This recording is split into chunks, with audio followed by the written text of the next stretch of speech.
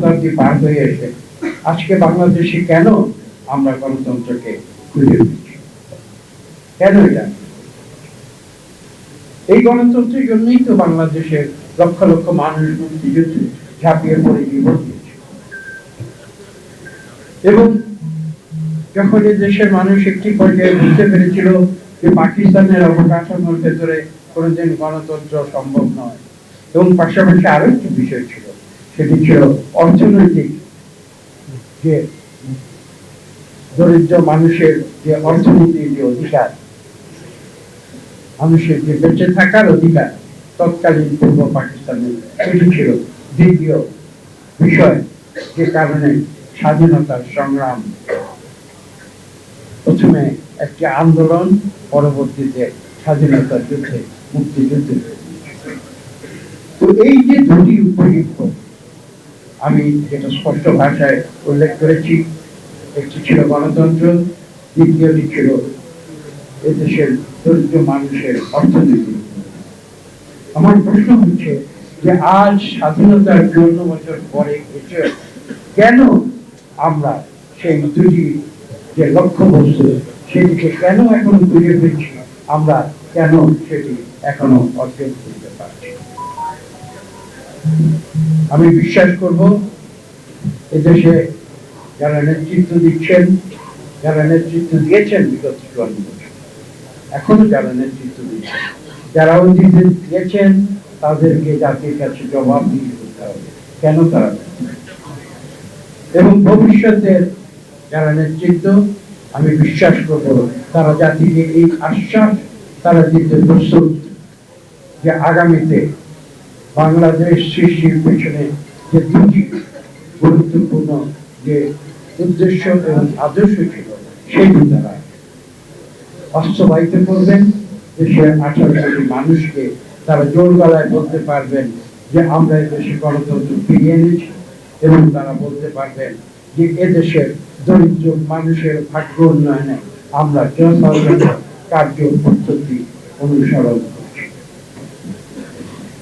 এই বক্তব্য দিয়ে আমি শুরু করছি, এই প্রশ্ন তুলে আমি শুরু করছি। এই প্রশ্নের উত্তর আমি এখন আপনাদের দিতে চাই। সেটা হচ্ছে এই যে আমরা যদি পৃথিবীর ইতিহাস পর্যালোচনা করি, তাহলে একটি জিনিস কিন্তু আমাদের সামনে স্পষ্ট হয়ে আসবে।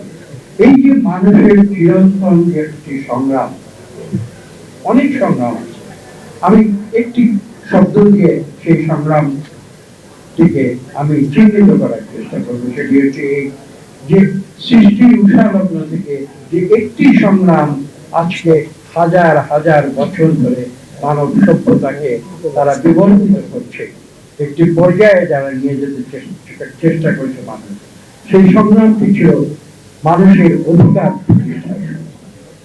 এক কথায় এটা অনেকভাবে ব্যাখ্যা করা যাবে, কিন্তু আপনারা দেখবেন সবকিছু ঘুরে ফিরে মূল যদি একটি উদ্দেশ্য বা একটি লক্ষ্যে আমরা ফিরে আসতে চাই, তাহলে সেটি হবে মানুষের অধিকার।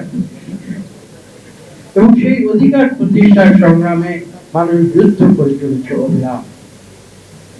এবং এই যে সংগ্রাম, এই সংগ্রাম আমি মনে করি এভাবে দেখি যে এটি একটি চিরন্তন। আজকে যেমন ছোট্ট উদাহরণ দিয়ে বলছি, আজকে সরকার এসে বলছে সংস্কার করবে, অন্তর্বর্তীকালীন সরকার, এবং তারা এমন একটি অবস্থান নিয়েছিল, তারা সংস্কার করে বাংলাদেশকে একটি কি বলে এটাকে, একটি সাত্বিক দেশে তারা আসলে সংস্কার কিন্তু এরকম কোন জিনিস নয় যে আমি আজকে সংস্কার করছি, কাল আমার সব উদ্দেশ্য সাধিত হয়ে যাবে। সংস্কার এমন একটি জিনিস যেটা চলমান, এবং আমি একটু আগে বলেছি সৃষ্টির উষালগ্ন থেকে কিন্তু এই সংস্কার পদ্ধতি চলে এসেছে। মানুষ কিন্তু কোনোদিন বসে থাকে, সংস্কার মানুষ নিজেরাই করেছে। সবসময় যে সরকার করে দিয়েছে বা কখনো নেতারা করে দিয়েছে বা কোনো রাষ্ট্রপ্রধানেরা করে দিয়েছে, সেটা এই সংস্কার পদ্ধতি চলার ফলশ্রুতিতেই কিন্তু আজকে আমরা ১বিংশ শতাব্দীতে এসে দাঁড়িয়েছি, এবং এই প্রতিদিন চলবে, এই সংস্কার প্রতিদিন চলবে, এবং আমরা ধীরে ধীরে ক্রমান্বয়ে, আমি এটা বিশ্বাস করি যে একটি উচ্চতর সমাজ ব্যবস্থায় আমরা। আমি কিন্তু আমাদের এই সংগ্রামকে এই দৃষ্টিতে দেখি। এবং আজকে এই কারণে আমি আপনাদের উদ্দেশ্যে আরেকটি কথা বলবো। আমরা এই দিবসগুলো পালন করি, কিছু মনে করবেন না, অপরাধ দেবেন না, আমাকে ক্ষমা করে দেবেন। এই যে আমরা সারা বছর ধরে দিবসগুলো পালন করি, আমি খুব করে আমার মনের কথাগুলো আপনাদের সামনে তুলে ধরছি। আমরা কথা বলছি, ফিরে যাচ্ছি, একটি বছর পার হচ্ছে, আবার এই দিবসগুলোতে আসছি, আবার এই দিবসগুলো পালন করছি, অনেক কথা বলছি, কি অর্জন করছি সেটা কিন্তু আমাদের এই 54 বছরে আমরা কি অর্জন করছি। এবং আমি মনে করি যে আমাদের রাষ্ট্রীয় ভাবে বলুন, সরকারি ভাবে বলুন, সামাজিক ভাবে বলুন, ইন্টেলেকচুয়ালি বলুন, প্রত্যেকটি দৃষ্টিভঙ্গি থেকে আমাদের কিন্তু একটি চিন্তাধারা, আমি বিশ্বাস করি আমাদের চিন্তাধারার একটি পরিবর্তন, এটা একটি গুরুত্বপূর্ণ বিষয়। এবং আমি ঘুরে ফিরে কিন্তু সেই কথায় ফিরে আসবো যে মানুষের অধিকার প্রতিষ্ঠার সংগ্রাম, সেই কথায় আমি ফিরে আসবো। কিসের অধিকার? মানুষের এক কথায় মানুষের বেঁচে থাকার